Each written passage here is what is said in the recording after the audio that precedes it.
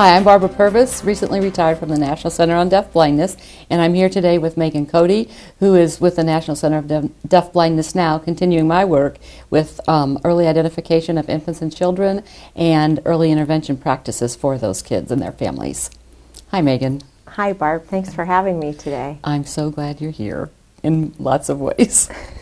I wanted to talk about some of the things that we've been talking about, and I wonder if you have some examples that you could share with me and share with our audience about the importance of consistency and consistent communication among team members when they're working to plan intervention and instructional activities for young children. Sure. So I have a really amazing example from a young woman that I used to work with. She was a 3-year-old, and she came to me in the classroom setting, and we were working on, when she first came to me, her mom fed her, and I realized very quickly that she had the motor skills and coordination to be able to feed herself. So I immediately began working on self-feeding, and within a matter of weeks she was picking up the spoon, orienting herself with her tray in her wheelchair to find the spoon, pick it up. She could scoop and bring it to her mouth and was eating by herself. Periodically, we'd need to give her a little bit of a prompt from the elbow to give her some support to keep her arm up to build that strength. But she was self-feeding in no time at all, and I was reporting to her mother, "Your daughter's feeding herself at school. How are things going at home?"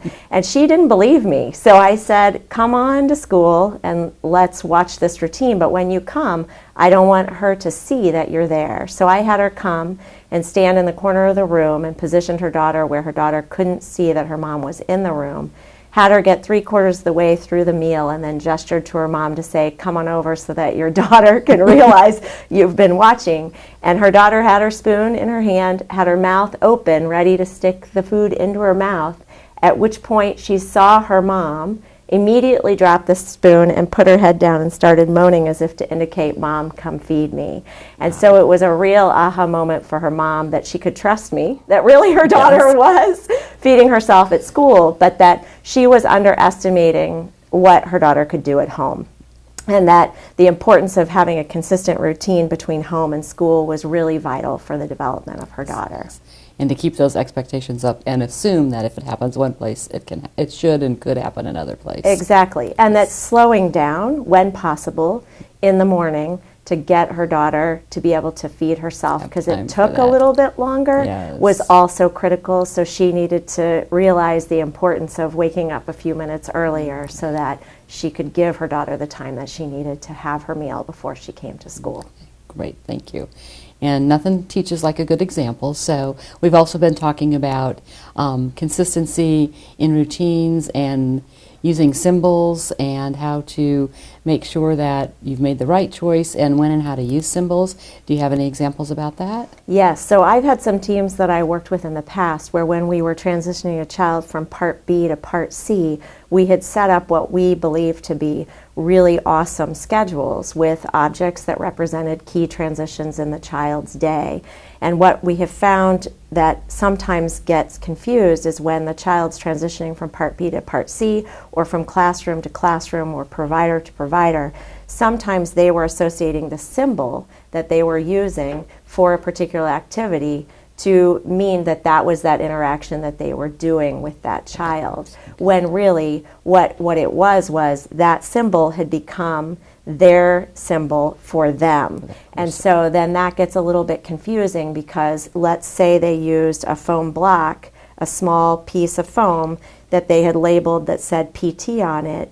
The physical therapist was thinking to the child that meant we're going to go do physical therapy. The problem with that is what they were doing during PT time wasn't always consistent, and the environment in which they provided physical therapy services wasn't always the same. Sometimes they would take them to their little PT room. Sometimes they would do it in the home. Sometimes it would change. And so what would end up happening is then when that new team was thinking they were doing the child a favor by using that same representational object to equal physical therapy, it was creating frustration on the part of the child because the child had associated that object with meaning, oh, it's Barb that's coming to get me to interact with me. And so when teams are picking and selecting representational objects to be transitions and routines, you should do it for routines that are really consistent. Things like bathing and things like that have eating, feeding, toileting, whatever it is, those things that remain consistent in a child's day. And then each provider or family member that works with the child needs a different representation for who they are to keep the difference between this is an actual activity that I'm going to do and this is the person with whom I'm going to be doing the activity. Okay.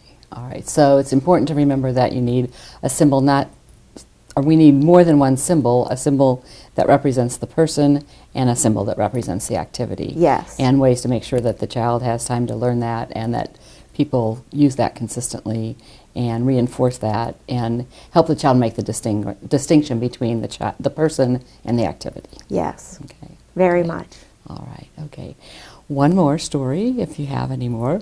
How about maybe you can talk a little bit about one of the recommended practices that we've been talking about is the importance of teaming and a team approach, and that all team members need to talk with each other and understand what's going on and how each different person in the team approaches things. And sometimes if just part of the team it's just important for all the team to get together so you have all the information. And do you have any examples that you could share about that? Yes, so I had a situation where a mom was working very hard to get her child to do a toothbrushing routine, and for whatever reason, the child got the whole thing mastered except spitting in the sink. And every time she would do the routine, the child would spit at the mirror and make a horrible mess of her bathroom, and she couldn't understand why it was happening, and we were working and trying to figure out what sort of cues we could use to remind the child to lean down, to spit into the bowl, and all sorts of things, and we just were really struggling, and this went on for weeks and weeks.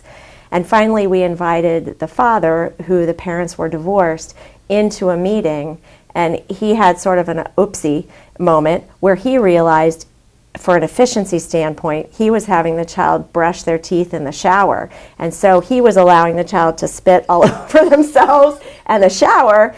And so he was actually saying, this is a good thing, spit wherever you can and however you want to. And the mom was trying to get the child, when the child was at her home, to spit in the sink. And so the different ways in which they had the child brush their teeth was creating actual frustration. And then the mom was experiencing behavior with the child during the toothbrushing routine, which was always something he enjoyed. He loved to gum the toothbrush, suck on the toothbrush, rub it on his tongue, all those sorts of things, because it was really, truly a full sensorial experience for him. And then she had the realization of, well, no wonder he's frustrated because Dad's letting him spit wherever, and I'm making him spit in a sink. Okay. So needing to be consistent in more than one place, and also make sure you hear from all members of the team when you're communicating and planning. I think that's really important, and thank you for sharing that. Yeah, sure. All My right. pleasure.